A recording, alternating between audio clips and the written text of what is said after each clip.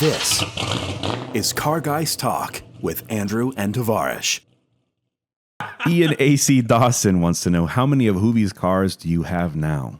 So I have quite a bit. Well, I call it the Tyler Hoover collection. And so it's going to be a part of my garage. Like, here's the Tyler Hoover section of my garage. Like Jay Leno was like, well, here's the Lamborghini section.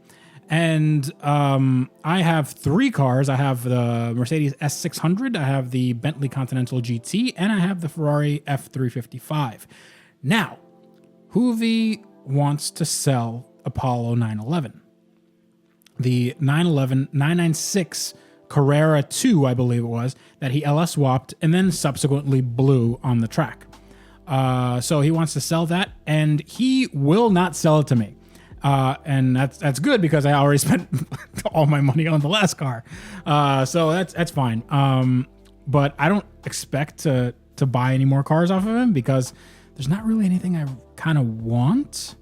There's not anything I really would consider. Like the Testarossa that he got was really nice. It's not my cup of tea. It's not my type of car. Also the Phantom. Also, I think the Mercedes S-Class is a little bit better value. It's a faster car, and I think it has more in terms of creature comforts. I don't care about the presence. I don't care about the land yachtness. And I think I'm not going to be able to, like, he paid 80 grand for that car. There's no way I'd pay for that. So other than maybe some of the cheaper cars that he has, just as a goof, then maybe I'd buy a car off of him. But I only have 3 right now, and I don't plan on getting any more.